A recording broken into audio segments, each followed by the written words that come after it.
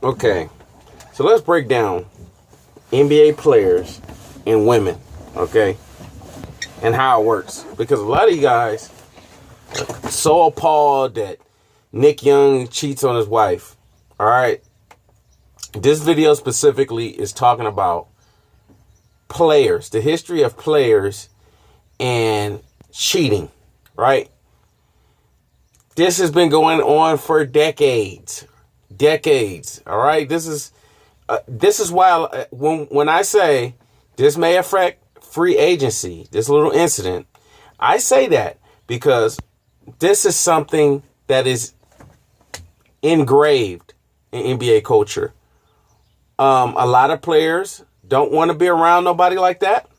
This isn't just NBA. This is just sports culture. But I'm speaking specifically about the NBA.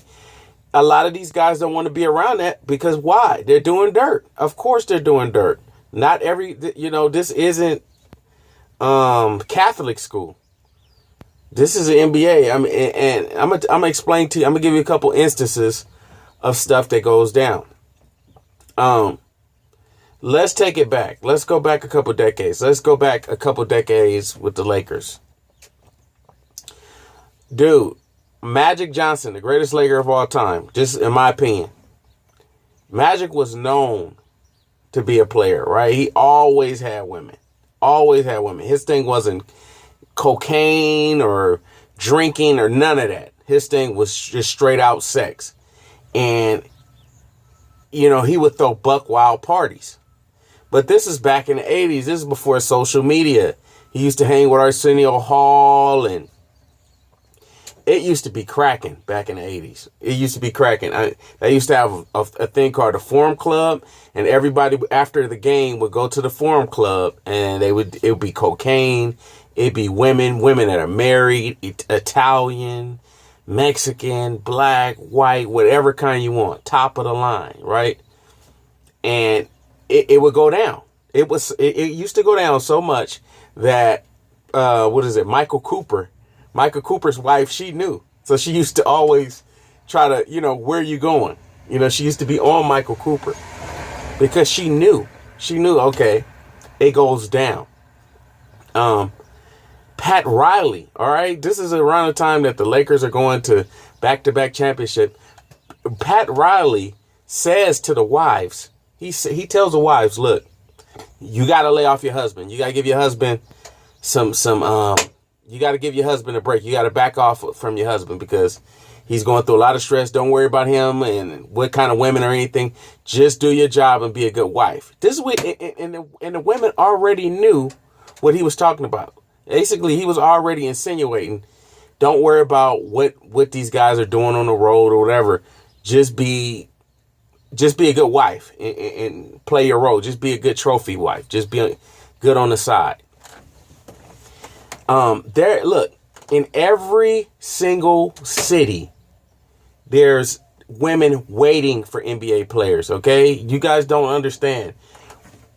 These guys have different women in different cities. All right. This is like, how steroids was a big deal back in baseball. This is just kind of like what it is with basketball and sport, just sports in general and sex. You have different women in different places where you play at. Okay. Norm Nixon and Magic Johnson used to have contests as far as who could sleep with the most women, who could crack the most women in some of the loneliest towns. Like, I forgot what town it was. I think it was Cleveland, and it was 3:00 in the morning, and Norm Nixon basically had some woman come inside there. She was bad, had a trench coat, everything, right? And they used to have contests as far as who could crack the most women and who in different cities. This is a known thing.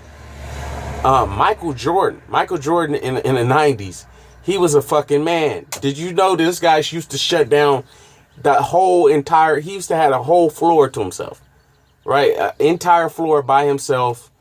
Whatever went down on Michael Jordan's floor, it was nobody but Michael Jordan and all the women he wanted. This is something that, this is kind of like a hidden thing that NBA players know, when you go to different towns, they have little things called baller alerts, right?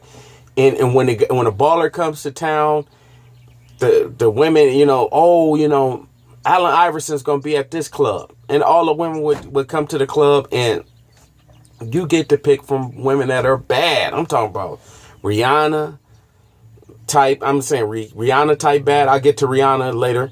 Rihanna type bad. Beyonce. You got singers, actresses. You get, I'm saying, top of the line women throwing themselves at you.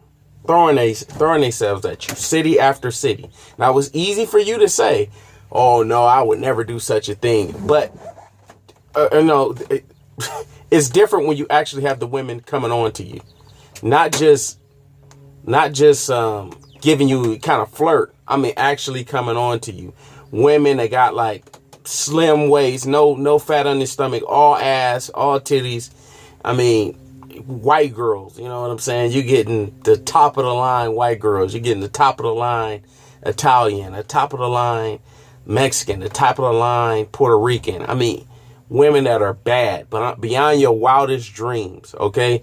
And they're waiting in line. This stuff has been going on for decades. I'm talking about back when the Lakers had it cracking.